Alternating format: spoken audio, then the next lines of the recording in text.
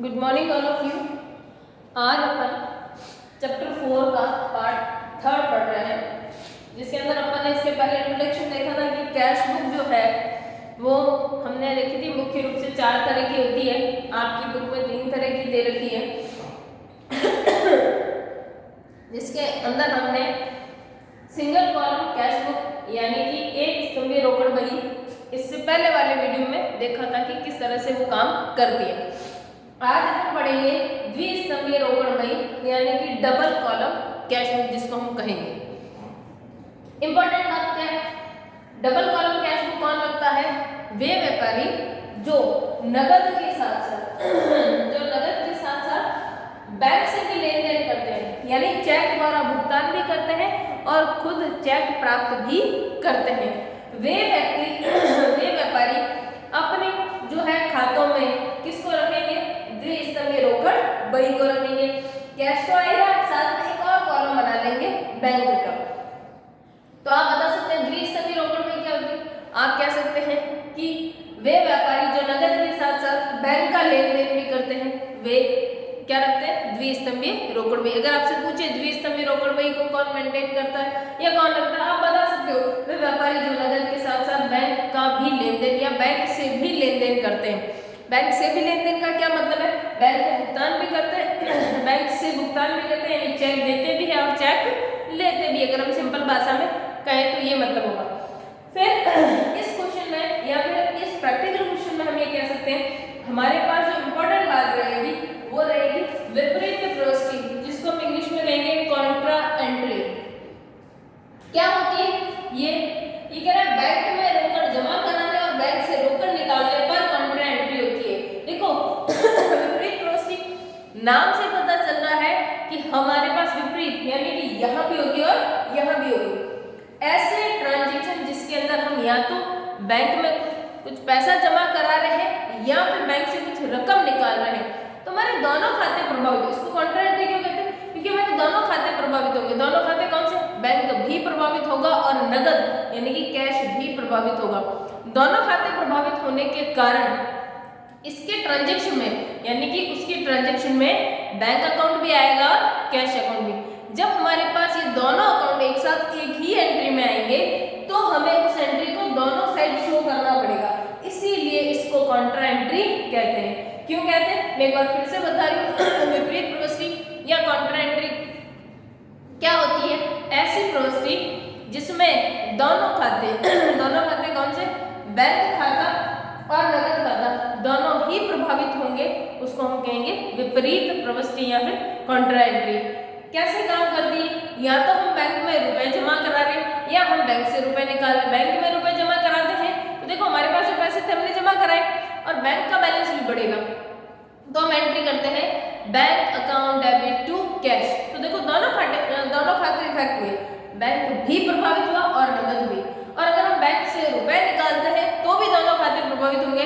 Cash हम withdrawal करेंगे तो हमारे पास कैश आएगा, हम एंट्री करेंगे cash account debit to bank. तो ऐसी कंडीशन में वो जो प्रविष्टि है वो दोनों साइड आएगी। क्यों आएगी? क्योंकि हमारे पास कैश और बैंक का कॉलम है, इधर भी इधर भी, तो वो एंट्री दोनों साइड आएगी और दोनों साइड इफेक्ट करेगी, इसीलिए हम उसको कॉन्ट्रा एंट्री के रूप में दिखाएंगे। मोस्ट ऑफ आपके जो प्रैक्टिकल क्वेश्चन है वो डबल कॉलम कैश बुक का आता है 90%। मैं ये नहीं कह रही कि सिंगल कैश बुक का नहीं आता, लेकिन ज्यादातर ये आता है। चलिए अब अपन इसको कुछ ट्रांजैक्शन लेके अपन उदाहरण लेके कुछ और कैश बुक को बनाना सीखेंगे। जैसे मान लीजिए आपकी कोई कंपनी है और आपने उसमें माल खरीदा, तो अगर हमने 50,000 रुपए का माल खरीदा किसी राम से, श्याम से, मोहन से, हम बात कर रहे हैं नगद और बैंक की, तो हम नगद खरीदेंगे। अगर आपने माल परचेस किया और आपने उसका भुगतान बैंक से किया है तो आप लिखेंगे purchase account debit to bank. या अगर हम बात करें इसको हिंदी में लिखने की तो हम हिंदी में इसको लिखेंगे क्रय खाता नाम बैंक खाते से। मैं आपको इसको हिंदी में भी लिख के बता देती हूँ। हम इसको लिखेंगे क्रय खाता नाम बैंक खाते से, क्योंकि हम किसकी बात कर रहे हैं उसको क्या दे रहे हैं? चेक बैंक खाते से। क्या हो जाएगा? बैंक खाते से। तो देखिए इस कंडीशन में क्या हो रहा है हमारे पास, इस कंडीशन में हमारे पास एक जो है बैंक खाता देखिए क्रेडिट हो रहा है, तो हम यहां पर लिखते हैं, अगर हम इंग्लिश में लिखते हैं तो हम लिखते हैं बाय परचेज, अगर हिंदी में लिखते हैं तो लिखते हैं क्रय खाता, क्योंकि हमने उसको क्या बैंक चेक दिया है, इस चेक में अमाउंट आता जो भी होता, जो भी अमाउंट होता वो हम इस कॉलम में इसको लिख देते। आइए आपका एक उदाहरण है वो अपन करते हैं इसको, ताकि आपको समझ में आएगा कि क्या ट्रांजैक्शन कहना चाह रहा है और किस तरीके से ये काम करता है। देखिए पेज नंबर 114 पे एक उदाहरण दे रखा है जिसको अपन कर रहे हैं। सबसे पहले आपके पास बैंक शेष यानी कि बैंक बैलेंस दे रखे हैं और उन्हीं बैंक बैलेंस को हम शो करेंगे। जो भी हमारे पास बैलेंस होता है उसको इंग्लिश में टू बैलेंस बीडी या हिंदी में बैंक शेष आगे लाए, आपके लिखा हुआ मिलेगा शेष आ पब्लिक ला, यानी कि बैंक शेष को आगे लाए। तो देखिए आपका उदाहरण दो कर रहे हैं अपन 2017 तारीख दे रखी है हमें, हम तारीख लगा देंगे इसमें सबसे पहले। फिर देखिए पहला ट्रांजेक्शन बैंक का और रोकड़ का दोनों का शेष दे रखा है 1 सितंबर को, तो हम यहाँ लिखेंगे 1 सितंबर। अगर हम इंग्लिश में लिखते हैं तो लिखते टू बैलेंस बीडी, अगर हिंदी में लिखेंगे तो हम लिखेंगे शेष आगे लाए। कितना देखते हैं हमारे पास क्वेश्चन में बैंक का दे रखा है 42,000 और रोकड़ का दे रखा है 15,000। तो देखो बैंक का दे रखा है 42,000 और रोकड़ का दे रहा है 15,000। मोस्ट ऑफ ये जो आपका स्ट्रक्चर है ये वाला कॉलम ये मोस्ट ऑफ हम काम में नहीं लेते हैं आज के समय में। फिर देखिए नेक्स्ट है हमारे पास ट्रांजेक्शन 4 सितंबर कह रहा है चेक द्वारा माल क्रय किया, चेक दे रहा है इसका मतलब रोकड़ की जगह क्या दे रहा है चेक, और माल क्रय है तो हमारे पास एंट्री होती है purchase account debit to, cheque दे रहा है इसलिए टू बैंक आ जाएगा। अगर हम इसकी एंट्री करते हैं तो क्या करते हैं purchase account debit to bank. तो देखिए हमारे पास कितनी तारीख को ये 4 तारीख को टू बैंक यानी कि बैंक क्रेडिट हो रहा है तो हम क्रेडिट साइड में आते हैं 4 सितंबर लिखते क्रय खाता, और इंग्लिश में लिखते हैं तो लिखते हैं बाय परचेज। कितने रुपए से? देखिए 12,000 रुपए से चेक दिया इसलिए बैंक के कॉलम में आएगा, कहाँ आएगा बैंक के कॉलम। अगर ये हमने नगद पे किया होता तो ये 15,000 रुपए कैश के कॉलम में आ जाते, हम एंट्री करते purchase account debit to cash. Next देखिए 8 सितंबर कह रहा नगद धनराशि पर माल का विक्रय किया, नगद धनराशि यानी कि कैश मिला होगा, इसके लिए हम एंट्री करते cash account debit to sales. क्या करते cash account debit to sales. तो देखो यही एंट्री करते तो देखो कैश अकाउंट डेबिट हो रहा है cash account debit to sales. तो कितनी तारीख को करते हैं हम? ये करते हैं 8 तारीख को, हम लिखते हैं 8 सितंबर टू सेल्स, यानी कि अगर हम अंग्रेजी में लिखते तो यहाँ लिखते टू सेल्स, और अगर हिंदी में लिख रहे हैं तो हम लिखेंगे विक्रय। कितने रुपए का है भाई हमारे पास? 6,000 रुपए का नगद है इसलिए कैश में लिखा जाएगा। आगे देखिए नेक्स्ट ट्रांजैक्शन क्या कह रहा है, कह रहे 13 सितंबर चेक द्वारा मशीन खरीदी। तो देखिए हम रूल पढ़ के आए पीछे, जो वस्तु व्यापार में है उसको डेबिट करो, जो जाए उसको क्रेडिट करो, और एसेट से इसलिए डेबिट होगी तो हम उसको एंट्री करेंगे मशीनरी अकाउंट डेबिट। देखिए मशीन कैसे खरीदी है? चेक द्वारा, तो machinery account debit to bank करेंगे। तो देखिए क्या एंट्री करते हैं machinery account debit to bank. तो देखो बैंक अकाउंट क्रेडिट हो रहा है तो हम इसके क्रेडिट साइड में जाएंगे। अगर हम इंग्लिश में लिखते तो हम लिखते बाय मशीन, लेकिन हम हिंदी में लिखेंगे तो देखिए 13 सितंबर को क्या लिखेंगे मशीनरी या मशीन खाता। कितने रुपए की खरीदी हुई हमने मशीन और एक और चीज यस कितने की खरीदी हमने 5,500 की।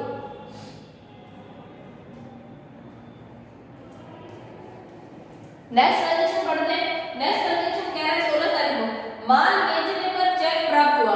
मैंने आपको अब ब्रैकेट में लिखा उसी दिन बैंक में जमा कराया। हमने इसके बारे में एंट्रियां पढ़ी थी कि अगर उसी दिन बैंक में नहीं जमा कराते, ठीक है, माल, तो हम एंट्री करते cash account debit to sales. लेकिन अगर उसी दिन जमा करा रहे हैं तो हम एंट्री कर लेंगे bank account debit to sales. नहीं तो हम एक बार उसको कैश मानते और जिस दिन बैंक में जमा कराते फिर हम बाद में काउंटर एंट्री करते bank account debit to cash. लेकिन उसी दिन बैंक में जमा करा रहे हैं माल बेचने पर तो हम एंट्री करेंगे bank account debit to sales. तो देखो हमारे पास 16 तारीख को फिर विक्रय होगा 4500 रुपए में। बैंक की बात कर रहा है तो बैंक के कॉलम में आ जाएगा 16 सितंबर। क्या कह रहा है, माल बेचने पर, तो फिर से विक्रय आएगा, ठीक है, और हमारे पास आएगा 4500 रुपए से। देखिए क्योंकि चेक दे रहा है हमें इसलिए हम उसको बैंक के कॉलम में दिखाएंगे। कैश होता तो हम उसको कैश के कॉलम में दिखाते। उसके बाद कह रहा है 17 सितंबर नगद पर मृदुला से माल खरीदा। अब देखिए भले ही नाम आए लेकिन जब हमने नगद खरीदा तो हमने पहले भी पढ़ा था, जब हमने बेसिक पढ़ा था कि अगर व्यक्ति से नगद ट्रांजैक्शन होता है तो हमें नाम से कोई मतलब नहीं है। तो ये कह रहा है नगद माल खरीदा तो कोई बात नहीं, हम एंट्री करेंगे purchase account debit to cash. नगद खरीदा है तो हमने उसको कैश ही दिया होगा, नगद का। अगर लिखता चेक द्वारा भुगतान किया तो हम अपर टू बैंक लिखते, लेकिन नगद खरीदा है तो देखिए हमने एंट्री की purchase account debit to cash. Cash credit हुआ तो देखो इस साइड आएंगे कितनी तारीख को, 17 तारीख को, 17 सितंबर। इंग्लिश में लिखते तो बाय परचेज लिखते, हिंदी में लिखेंगे तो क्रय लिखेंगे, ठीक है। कितने रुपए का माल खरीदा, 17,400 का। उसके बाद देखिए नेक्स्ट ट्रांजैक्शन क्या कह रहा है 20 सितंबर चेक पर स्टेशनरी का क्रय। तो देखिए अगर हम नगद खर्चा स्टेशनरी तो डेबिट होगा, अगर हम नगद खर्च करते तो हम एंट्री करते stationery account debit to cash. लेकिन चूंकि हम चेक द्वारा कर रहे हैं तो हम एंट्री करेंगे stationery account debit to bank, यानी कि ये किस में आएगा, बैंक के कॉलम में आएगा। कितनी तारीख को है, 20 सितंबर। Stationery account debit to bank, देखो बैंक अकाउंट क्रेडिट हो रहा है, हम क्रेडिट साइड चल रहे हैं, क्या लिखेंगे स्टेशनरी। इंग्लिश में लिखते तो टू और बाय का प्रयोग करते हम कितने रुपए के में, 1100 रुपए की। तो देखो कैश के कॉलम में तो आया नहीं, बैंक के कॉलम में आएगा क्योंकि चेक दे रहे हैं इसलिए। 24 सितंबर को कह रहा है रोहित को चेक से भुगतान किया। कितना कर रहे हैं भाई, 1500 रुपए। कोई बात नहीं, रोहित को कर देंगे, हम रोहित को दे रहे हैं तो हम एंट्री करेंगे Rohit account debit to bank. तो देखो फिर से बैंक अकाउंट क्रेडिट हुआ तो यहाँ चलेंगे हम, कितनी तारीख को है, 24 सितंबर को। क्या एंट्री की, हमने एंट्री की Rohit account debit to bank. तो देखो रोहित आ जाएगा यहाँ पे,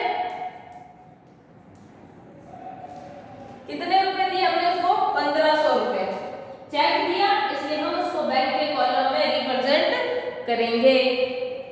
नेक्स्ट देखो 27 सितंबर कह रहा बैंक से नगद आहरण किया। तो देखिए हमने कहा था बैंक में पैसे जमा कराने या बैंक से पैसे निकालने पर काउंटर एंट्री होती है। तो देखिए अब हमारे पास 27 तारीख को क्या एंट्री होगी, ये कह रहा बैंक से नगद आहरण किया, यानी बैंक से हमने पैसे निकाले, हम एंट्री करेंगे cash account debit to bank, ठीक है। देखो दोनों ही खाते प्रभावित हो रहे हैं, कैश अकाउंट भी आ रहा है और उसमें बैंक अकाउंट भी आ रहा है, यानी कि ये कौन सी एंट्री बनेगी, काउंटर एंट्री, यानी जिसको हम विपरीत प्रविष्टि कहते हैं। तो देखिए 27 तारीख को कैश अकाउंट डेबिट हो रहा है तो हम डेबिट साइड में भी लिखेंगे 27 तारीख को, 27 सितंबर। क्या लिखेंगे, हम हमेशा अपोजिट वाली चीज ही लिखते हैं, हम लिखेंगे यहाँ पे बैंक। अगर इंग्लिश में लिखते हैं तो लिखते टू बैंक, लिखेंगे यहाँ बैंक, लेकिन रिप्रेजेंट कहाँ करेंगे इसको, कैश के कॉलम में। किसमें करेंगे, कैश के कॉलम में। कितना, 10,000 रुपए। और चूंकि ये कॉन्ट्रा एंट्री है तो हम इसे सी से रिप्रेजेंट भी करेंगे कि ये कॉन्ट्रा एंट्री है, तो ये बाय में भी आएगा सेम डेट को 27 सितंबर। ठीक है, हमने यहाँ बैंक लिखा तो यहाँ पर क्या लिखेंगे, नगद। इंग्लिश में लिखते हैं तो लिखते बाय कैश, नगद। या आप कह सकते हो इसको रोकड़ भी लिख सकते हो। कितना भाई, देखो हमने नगद लिखा है तो बैंक के कॉलम में लिखेंगे कितना आएगा भाई, 10,000। चूंकि ये कॉन्ट्रा एंट्री है तो हम इससे सी से रिप्रेजेंट भी करेंगे। या फिर देखो इसी क्वेश्चन में कॉन्ट्रा एंट्री भी आ गई, ताकि आपको पता लगे कि किस तरह से कॉन्ट्रा एंट्री काम करती है। आगे देखिए क्या कह रहा है, कह रहा है चेक से किराए का भुगतान किया। तो देखो चेक से कर रहे हैं किराया यानी कि रेंट हमारा खर्चा, अगर उसको हम नगद पे करते हैं कमेंट्री कर देते हैं rent account debit to cash, लेकिन चेक से कर रहे हैं कमेंट्री करेंगे rent account debit to bank. तो देखो बैंक को हमने क्रेडिट किया, इस साइड में आएंगे हम कितनी तारीख को, 30 सितंबर को।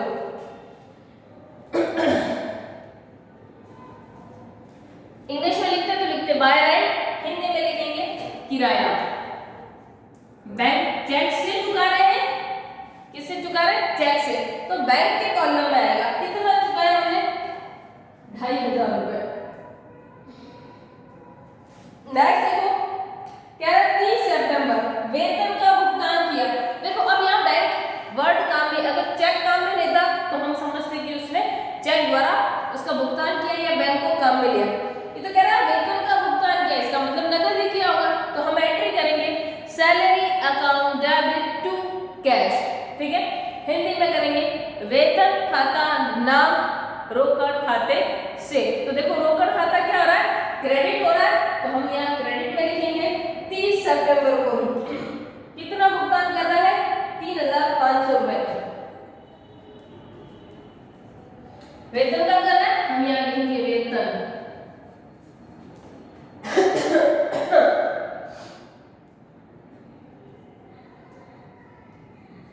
क्योंकि ये तो कह रहा है भुगतान किया, भुगतान करने का मतलब होता है उन्होंने नगद भुगतान किया होगा डेफिनेटली।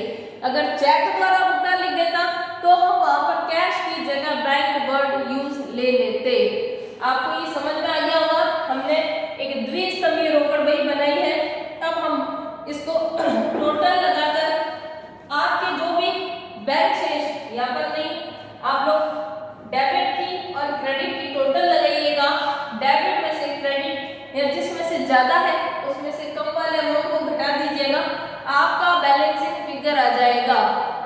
ठीक है, आपकी किताब में लिखा है शेष आगे ले जाएंगे, वो अमाउंट आपका बैलेंसिंग फिगर है। बैलेंसिंग फिगर का मतलब होता है किसी एक जोड़ में से दूसरी घटाई गई है और जितना बचता है, जितनी कमी आ रही है, वही आपका बैलेंसिंग फिगर होता है। ये हमने डबल कॉलम कैश बुक पढ़ा है और उसके बारे में हमने जानकारी ली, और मैंने आपको एंट्रियां करके भी बताई किस तरह से किस ट्रांजैक्शन को हम इसके अंदर फिट करेंगे। एक और आपके बुक में जो छोटा सा टॉपिक दे रखा है वो है थोड़ा सा चेक के बारे में, जो कि अपन थोड़ा सा इससे जो नेक्स्ट आपकी क्लास रहेगी उसके अंदर मैं थोड़ा सा आपको चेक के बारे में बता दूंगी कि किस तरह से रेखांकित चेक काम करते हैं, या हम उन चेक को डबल लाइन थ्रेड चेक, उस चेक का क्या मतलब है, नॉर्मली चेक कैसे होते हैं, इस तरीके से। Thank you all of you.